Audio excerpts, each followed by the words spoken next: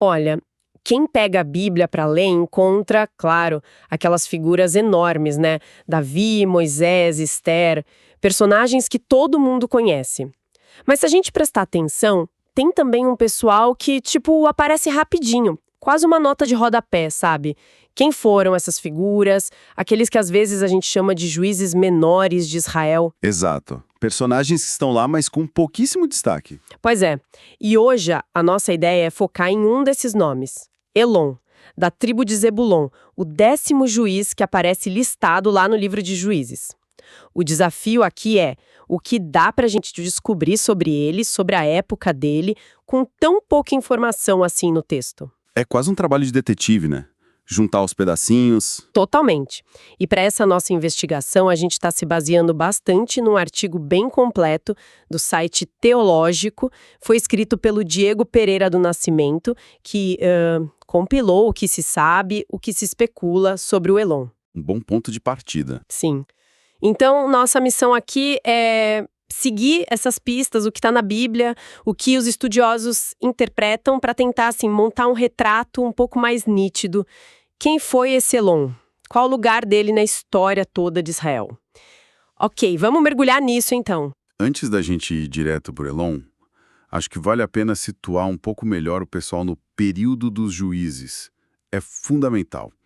A gente está falando de uma fase muito particular e formativa para Israel. Fica ali entre a conquista da terra e o começo da monarquia. Era uma época de muita instabilidade, né? Tribos tentando se firmar, alianças meio frágeis, um caos organizado, às vezes nem tão organizado assim. E é importante lembrar o que significava ser juiz, o shofet em hebraico naquele tempo. Não era só o juiz de tribunal que a gente pensa hoje. Eram líderes que surgiam, muitas vezes de forma carismática, em momentos de aperto, de crise. Podiam ser chefes militares, podiam ser administradores, às vezes os dois. A função era governar, julgar, no sentido de liderar e muitas vezes libertar o povo de alguma opressão. Certo, líderes multifuncionais, digamos. Exato. E mesmo essas figuras com pouca informação, os tais menores, são importantes. Funcionam como pequenas janelas, sabe? Podem mostrar um pouco da vida regional, dos desafios específicos de cada tribo naquele momento histórico. Perfeito. Então, vamos aos fatos. O que o artigo traz de concreto sobre o Elon? Primeiro, 10º juiz na lista. Segundo, da tribo de Zebulon. E ele liderou por 10 anos. A tribo dele, Zebulon, ficava numa área chave ali no norte de Israel, né? No Vale de Jezrael, uma região fértil e importante entre o Mediterrâneo e o Mar da Galileia. Uma localização estratégica, sem dúvida. E como a gente já falou, ele entra nessa categoria de juiz menor, junto com Tolá, Ibsam, Abdon, Jair, Sangar. Alguns desses, nossa, tem só um versículo na Bíblia. É impressionante a concisão. E é bom frisar, essa classificação é puramente pela quantidade de texto. Não quer dizer que foram menos importantes historicamente, né? É só que a Bíblia fala pouco deles. E o que é fascinante aqui é justamente pensar por que a Bíblia dedica tão pouco espaço para eles. Será que, para os autores do livro, eles realmente tiveram um impacto menor? Ou, e essa é uma hipótese bem interessante que os estudiosos levantam, será que essa falta de detalhe indica justamente períodos de mais calma, de relativa paz na região onde eles atuaram? Faz sentido. Pensa bem. Tempos sem grandes guerras, sem aquelas crises dramáticas de opressão e libertação, talvez não gerassem narrativas tão épicas, tão memoráveis, né? Claro, a história gosta de um bom drama. Pois é. Ou uma terceira via. Talvez a função principal desses juízes fosse mais administrativa mesmo. Resolver briga de vizinho, questão de terra, comércio. Coisas importantes para o dia a dia, mas menos históricas, no sentido de grandes eventos. E não dá para esquecer a estrutura do próprio livro de Juízes, que adora aquele ciclo, né? Pecado, opressão, clamor, libertação. O famoso ciclo dos juízes. Exato. Histórias de administração pacífica talvez simplesmente não se encaixassem tão bem nesse molde narrativo que o livro parece privilegiar. E tem a cronologia que a nossa fonte sugere, que também adiciona um tempero aí. O Elon provavelmente veio depois do Ibsam outro desses juízes meio obscuros.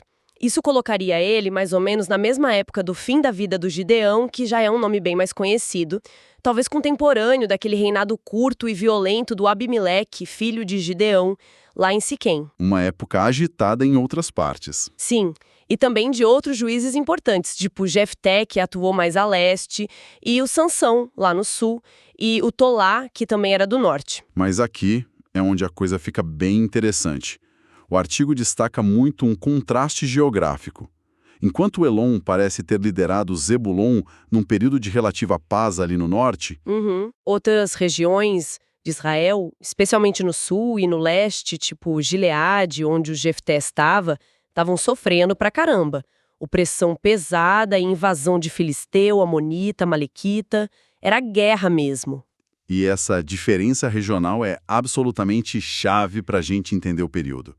Não dá para pintar Israel como uma coisa só, um bloco único. Não mesmo. A realidade de uma tribo podia ser radicalmente diferente da vizinha. Pensa só, o que era julgar em Zebulon, aparentemente em paz, e o que era julgar em Gileade, com os amonitas na porta e o Jefté tendo que levantar exército. Completamente diferente. Pro Elon, a liderança devia ser focada em outras coisas, né? Administrar justiça em briga por terra, regular o comércio que passava pelo vale, manter a ordem ali dentro da tribo, resolver os pepinos do dia a dia. Provavelmente era uma liderança, assim, de perfil mais civil, mais administrativa e menos militar, moldada pelas circunstâncias mais tranquilas da região dele naquele momento específico. Essa diversidade de experiências é um ponto muito rico que a figura do Elon ajuda a gente a enxergar. Falando nessas questões mais internas, e até na vida pessoal dele, um ponto que o artigo explora bem é o silêncio da Bíblia sobre a família do Elon. É algo que chama a atenção. Sim, porque contrasta com outros, né? Exatamente. Porque para outros juízes dessa mesma época, também classificados como menores, tipo Ibzan, Jair, Abdon, o texto faz questão de registrar o número de filhos e filhas, e são números grandes. Ibzan teve 30 filhos e 30 filhas. O Jair teve 30 filhos que cavalgavam 30 jumentos e tinham 30 cidades. Uma demonstração de status e poder, né? Com certeza. O artigo comenta isso, que na sociedade da época, ter família grande era sinal de prestígio, de riqueza, de bênção divina. Afinal, sustentar essa turma toda exigia recurso e influência. Então, diante desse vazio sobre os filhos do Elon, o que a gente pode pensar? O artigo levanta duas hipóteses principais. A primeira, talvez ele tenha morrido mais jovem, sei lá, antes de ter uma família tão grande. É uma possibilidade. A segunda, que a fonte acha mais provável, mas admite que não tem prova, né? É que os autores bíblicos simplesmente omitiram esses detalhes, talvez por não acharem relevante para a história que queriam contar, ou talvez a família dele fosse menor mesmo, ou não tivesse a mesma projeção política e militar que a do Ibzan ou do Jair, cujos filhos parecem ter tido um papel de destaque ali na região. Lembra das cidades do Jair? Sim, indicava um controle territorial. Essa ausência de dados sobre a família levanta uma questão importante, né? O que essa menção, ou a falta dela, sobre descendentes nos diz sobre os valores daquela sociedade e sobre os critérios de quem escreveu o texto. Como você disse, genealogia e família grande eram marcadores de status, de continuidade da aliança, talvez até de bênção divina. A falta de informação sobre a família do Elon pode sim sugerir um perfil diferente de líder. Como assim? Talvez alguém mais focado na função pública, cívica, administrativa, sem necessariamente ter construído uma dinastia familiar poderosa, ou sem ter deixado um legado baseado na quantidade de filhos. Ou, simplesmente, a família dele não teve o mesmo peso político regional. Entendi. O ponto crucial é, o silêncio em história também fala. Ele nos força a pensar em várias possibilidades, a reconhecer o limite do que a gente sabe e a refletir sobre as diferentes formas de liderança e reconhecimento que existiam naquela época. Não era tudo igual. E sobre a liderança do Elon em si, nesses 10 anos, o artigo reforça essa ideia de um período de relativa paz ali na área dele, em Zebulon. O foco da atuação, como a gente já começou a desenhar, Deve ter sido mais interno mesmo, administrar a justiça local, talvez mediar disputa por terra lá no Vale de Jezrael, que era super fértil, Aham. facilitar as rotas de comércio, lidar com os assuntos do dia a dia da comunidade, menos sobre levantar exército e mais sobre gerenciar a vida da tribo. Manter a casa em ordem. Isso. Só que essa paz externa não quer dizer que não tinha desafio, né? Pelo contrário. A análise coloca a liderança do Elon num contexto maior que o próprio livro de Juízes descreve, que é ao final do período uma época de crescente bagunça religiosa e social, marcada pela apostasia, pelo abandono da fé exclusiva em WH e pelo sincretismo, aquela mistura da adoração ao Deus de Israel com os cultos dos povos vizinhos, os cananeus. Baal e Aserá entrando em cena. Exato. O artigo menciona especificamente Baal e Azerá, divindades cananeias importantes ligadas à fertilidade, chuva, natureza.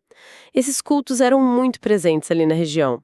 Então, mesmo em Zebulon e mesmo em tempo de paz com inimigos de fora, o Elon com certeza teve que lidar com a presença e a influência dessas práticas pagãs dentro do território dele, no meio do povo dele. Exatamente, e esse é um ponto nevrálgico, um ponto-chave.